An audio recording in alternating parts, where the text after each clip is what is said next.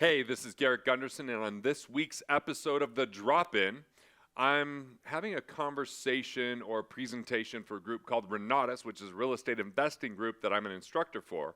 And I'm going through the biggest investing mistakes and really differentiating between investing and gambling, because a lot of people are taking too much risk and speculating, and it's costing them money over the long term.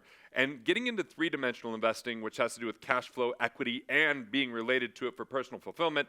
More importantly, making money on the buy, how you become profitable and cash flow from day one, or find in times of distress like today how you can make sure to salvage and solve someone's problem, but be profitable with what you're doing by doing that.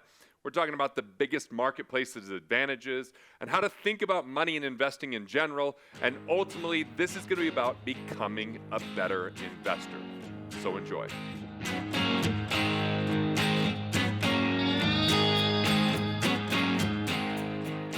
What does an over 70s age person do now that did not have that retirement plan in place, still working to create income?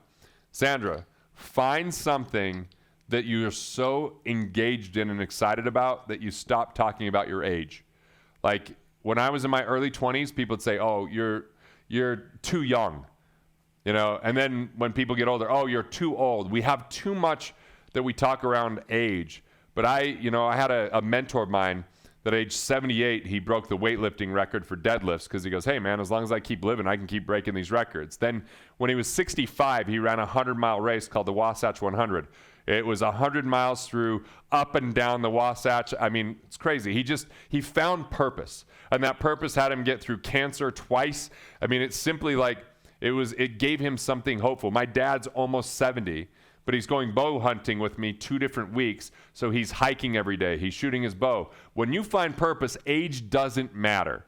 When you find something that engages you, that you're excited about it, it will transcend standard age. Because again, time is not as linear as we think. It's not governed by a clock. Our energy has so much to do with it. So what could you invest in? What could you do that you would be excited about? Like I've had a renaissance in my own life in the last few years of things I'm excited about.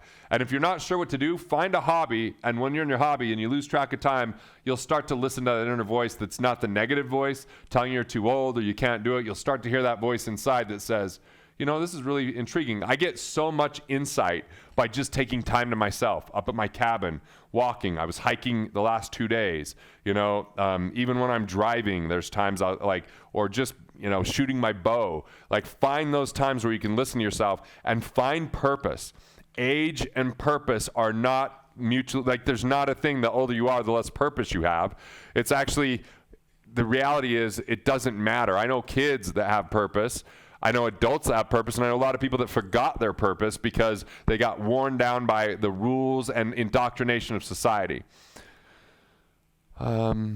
I have a prospect that's a financial advisor and is asking if we can use life insurance to invest, self-direct. There are private placement life insurance policies where you can absolutely self-direct, but they're a pretty high bar of how much money you have to put in them. But private placement life insurance is the answer. Great. Real estate and travel. Thank you. Awesome. Yeah, I mean, travel, like I plan on just traveling until I just kick over one day. And I just feel like as long as I have purpose, it'll help me have health.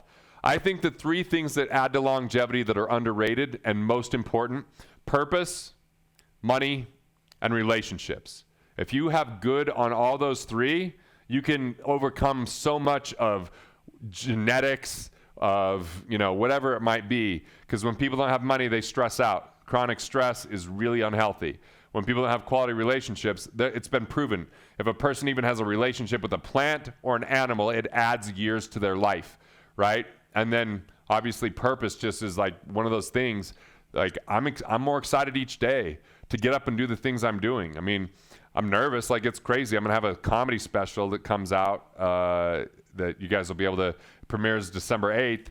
It's a lot of purpose. It gets me excited and active, and I'm writing my next one. And I just met with a TV executive today. Like, this is all came when I was in my 40s. I decided to make a career change at 40. It didn't age didn't matter. It's just simply, was I committed to it? Did I believe in it? All right. How long do we go, and how many? Any other questions that you guys have? I just start talking and lose track of all time. So we got 20 minutes, 21 minutes. Okay. There's been no other questions. I don't know if anybody wants to come out live. Just raise your hand. That's the best way. If you want to have a question with Garrett, just raise your hand and then I'll pull you out. So look, I hired this guy, and we're going to potentially partner. His name's Eric Sullivan. He was a financial advisor who knew about me and read my books, and he has a company called Dark Matter, and basically they figure out, they have all these ways to figure out, crawl the internet and see what's happening on forums and what people are talking about. And so I was at this event that someone was co-hosting where they talked about they bought they paid $2.9 million for this place in Hawaii that had 8 guest rooms, and then the main house had 4 bedrooms, and it was set up to be an Airbnb. They found out that people were on GoFundMe when there was a shutdown in Hawaii saying, hey, we're going to lose this property. So he went to them and said, hey, I'll pay 2.9. They owed 2.6 on it, so they walked away with $300,000. It's now worth 5.4 million because it opened up. These people would have lost the property. So I'm like, yeah, how many deals are really deals because they're distressed before anyone ever knows about it? So I got this guy Eric, and I said, hey, and I have a 20-minute video where I interview him about this process, but I said, why don't we just take a look at a market? And I had some clients that wanted to buy some Airbnbs in Florida. I'm like, let's just look at Florida first. I mean, Florida's had an influx of people. Florida, when we look at 08, was one of the first ones to start the nosedive in the 08 crisis, So I'm like, let's just see what's happening there. It's always an interesting situation. And he's just finding a lot of noise on forums and people that are struggling making payments and people that are falling behind because it's just a lot of people got overextended. So he would know infinitely more than I do. He's just trying to find a property for one of my clients. Hey, if you're enjoying this video, well, I've got some good news for you. I've got a gift, actually 2. If you go to GarrettGunderson.com/offer, it's a free offer to give you 2 of my books. Killing Sacred Cows, a New York Times bestseller. You've been hit the #1 on Wall Street Journal. And my most popular book of all time, What Would the Rockefellers Do? My gift to you, complimentary, so you can dive in deeper on the topics you're learning here at your own pace. Where do we find What Would the Rockefellers Do for free? Yeah, that's GarrettGunderson.com/comedy, so I see you put that in there. Great. Yeah. Is there another question you say? Yeah, Sharon is just asking, can you expand on the Florida real estate issue? Yeah, I expanded a little bit, but it's not really my expertise. It's this guy Eric's expertise. I'm doing an hour interview with him tomorrow on it. His business is called Dark Matter. Eric Sullivan, probably not like a guy that you look up and see his face. He's like one of these mad scientists, longer hair than me, glasses, lives in Nebraska, like just a great weirdo. Who can really, dive into data. But what I'm really seeing, like my business partners in Canada, there's people right now that have bought a house 3 months ago in Canada and their neighbor just sold their house for 40% less than what they paid for their house. So this is what happens with artificially low interest rates. When we start reducing that so much, people don't buy property based upon the purchase price. They buy it based upon the payment for 90% of people.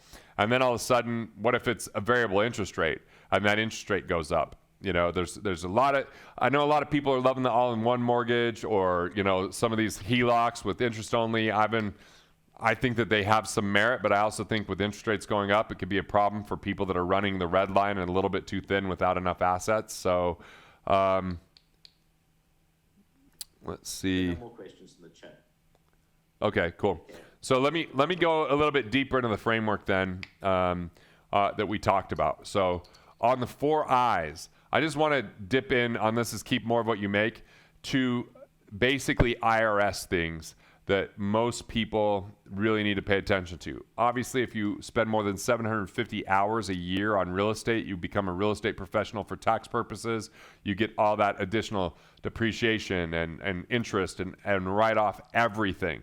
So for example, I just decided this year I have a cabin, but it's where I just did an immersion yesterday. I do these one-on-ones for a day. People pay me $25,000 and we host it up there. So I built a podcast studio and I decided I'm just gonna make that an investment property. I rent it from my business and then I can write off everything for that property because I'm paying a good rent. And right now it's in Summit County, so $10,000 a month for a property like that. So I've essentially created $120,000 in write-off that I can offset with, and not have to claim because I can, every expense that ever goes towards that cabin. Like that's just a strategy I came up with. Something that's really crazy that happened last week in an immersion was we saved someone $2 million. They had just misclassified their business. And how you classify your business changes what you can write off. And so my tax analyst just went and looked at the guy's website and he goes, you guys are a SaaS business, right? Software as a service. Yet you write down that you're consultants for taxes. He's like, oh yeah, we need to change that. He goes, well, that cost you $500,000 last year, right? So, but let's talk about the main deductions people need to look at. If you have W-2 employees, you should look at employee retention credits. If you've developed any software, built a website, built an app, changed your customer relations system, you should look at R&D credits. If you have employees, you should look at Section 199A, which is a pass-through deduction against your income, meaning your income and what you pay employees can reduce your income taxes. That was the big thing that came out back in 2018. Augusta rule, you can rent out your property for 14 days a year and write that off in the business, not have to claim it as personal income. You can pay your kids $1,200 a month, and if they're under 18, that could be completely tax-free depending on the type of entity you are. If you're a business owner and you're a C Corp, and you've been a C Corp for at least 5 years, you can sell that business up to $10 million per partner, tax-free with a Section 1202. If you have real estate, you're ever going to use an exit strategy on real estate, you should look at charitable remainder trusts or charitable lead trusts, which means no tax on the sale of that property, a partial tax deduction, and lifetime cash flow on the asset that you get to invest after the property's been sold. There's 831B, which is a captive insurance agency. If you have a lot of real estate, you can set up your own insurance agency, put money in pre-tax, and maybe drop other insurance coverages and then invest that money like an insurance company. If you do business internationally, there's international sales corporations, which means all income that comes in the United States gets to be capital gains instead of ordinary income. If you set up a corporation, you take a reasonable salary, take the rest in distributions, you can avoid self-employment tax. So, I could just rattle off tax strategy all day long, and it's unfortunate that so many people tip the government because they have a historian instead of a strategist.